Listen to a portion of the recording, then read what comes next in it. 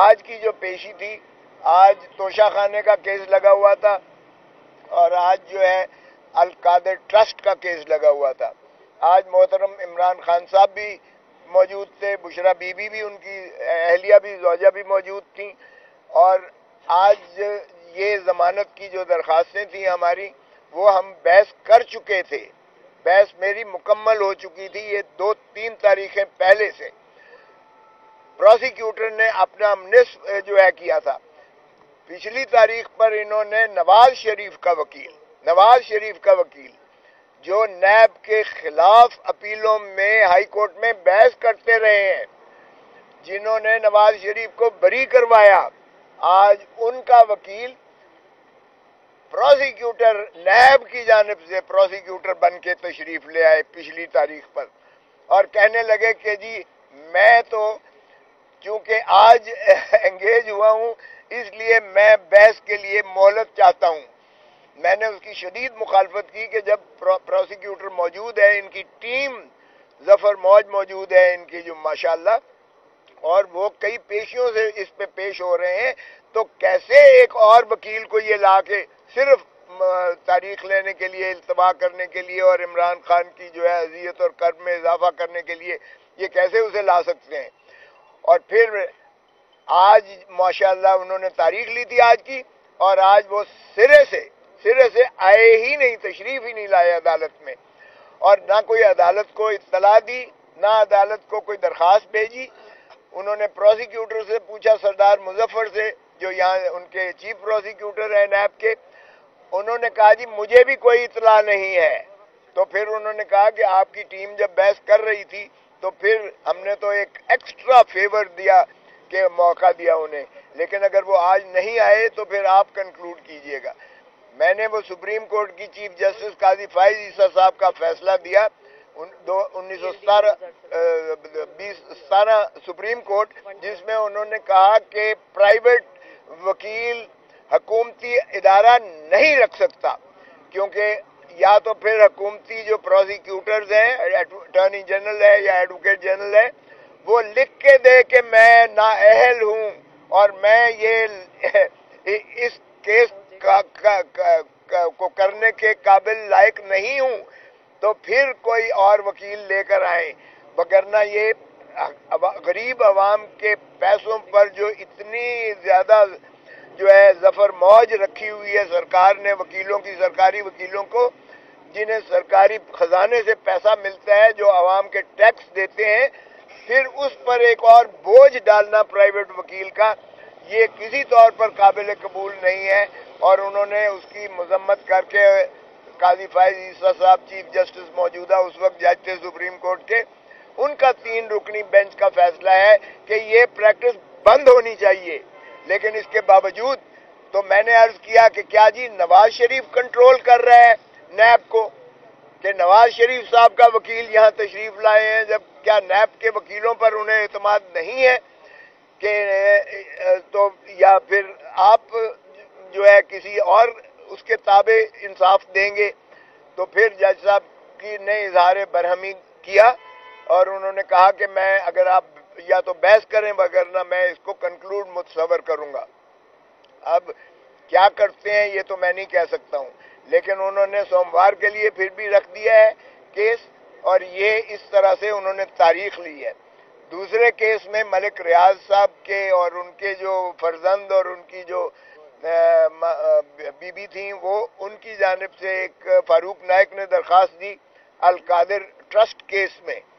اور اس میں انہوں نے استدعا کی تھی فاروق نائک نے کہ اس کو جو ہے مؤخر کیا جائے، کیونکہ ہم باہر ہیں ملک سے اور ہمیں بڑی دیر سے اس چیز کی اطلاع ملی ہے. وہ آج 87-88 کی کارروائی کے لیے رکھا ہوا تھا القادر ٹرسٹ کا کیس، اور اس میں وہ تکمیلی مرحلے میں وہ تھا اور وہ ان کی درخواست خارج کر دی گئی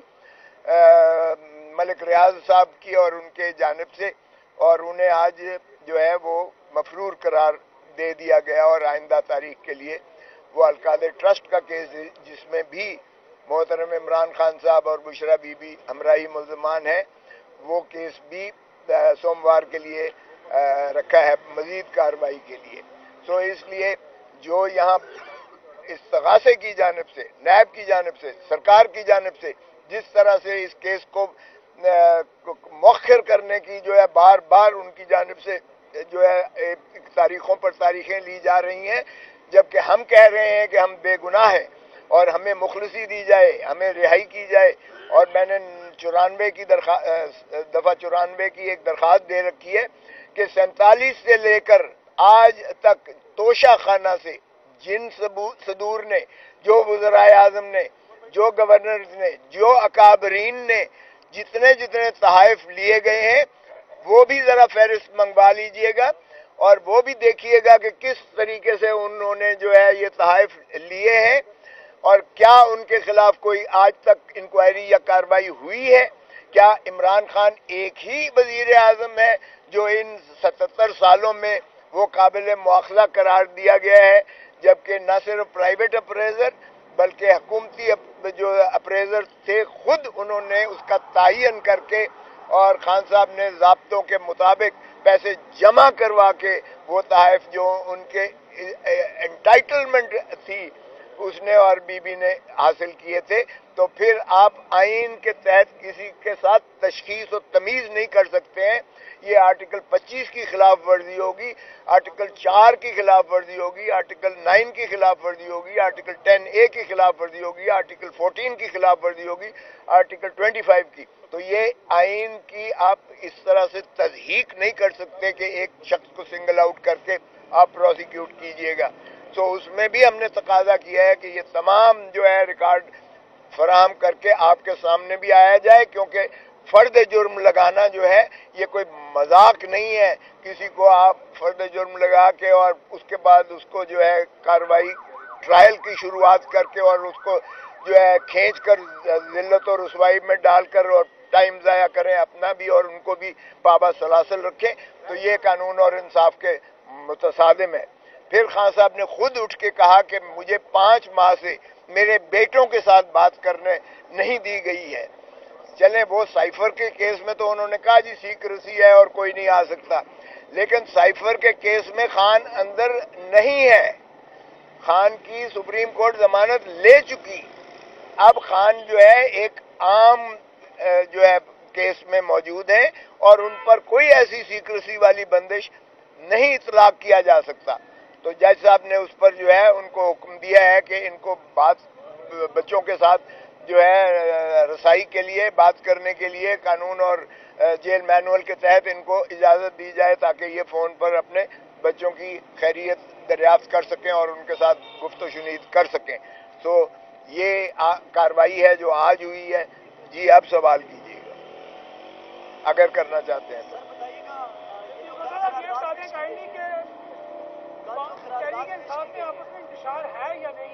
کوئی انتشار نہیں ہے، بالکل کوئی انتشار نہیں ہے. آپ نے جن کا بات کیا ہے، دیکھیں مروت صاحب جو ہیں ماشاءاللہ ہمارے بہت جو شیلے قسم کے پی ٹی آئی کے وہ ہیں، اپنا لیڈر ہیں، اور انہوں نے جو خیبر پختونخوا میں جس انداز سے انہوں نے ایک جو ہے وہاں فعال کیا اور جس طریقے سے لوگوں نے عمران خان کی پذیرائی کرتے ہوئے جس طرح سواگت کیا ان کا،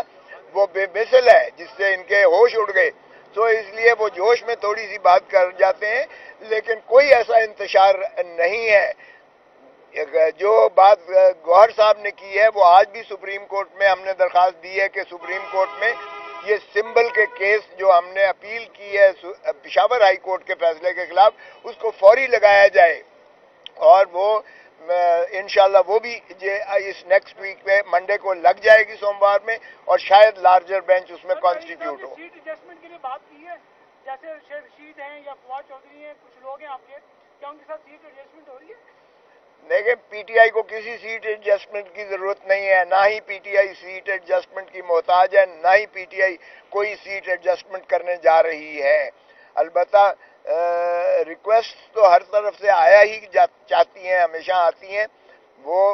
ایسی کوئی سیٹ ایڈجسٹمنٹ کا ہمارے ہاں کوئی کانسیپٹ نہیں ہے. Thank you. اچھا سر یہ بتائیے گا، قرارداد جو پیش کی گئی ہے کل سینٹ میں، کیا کہتے ہیں آپ اس کو مد نظر رکھتے ہوئے اگر منظور ہو جاتی ہے تو کیا الیکشن ملتوی ہو جائیں گے؟ دیکھیں، ایک تو یہ ہے کہ اس قرارداد کی کوئی اہمیت ہی نہیں ہے، قانونی طور پر، آئینی طور پر اس کی کوئی اہمیت نہیں ہے۔ ہاں، البتہ جنہوں نے کروائی ہے قرارداد شاید ان کے عزائم کچھ اور ہوں، جس طرح پہلے قراردادوں کے ذریعے سے 14 مئی کے الیکشنز کو جو ہے جس طرح وہ کیا گیا تھا، اب میرا نہیں خیال کہ وہ حالات ہیں یا وہ بات ہو سکتی ہے، کیونکہ آئی ایم ایف نے بھی صاف کہہ دیا ہے کہ اگلی قسط جو ہے الیکٹڈ حکومت کے آنے پر ہی آپ کو میسر آئے گی۔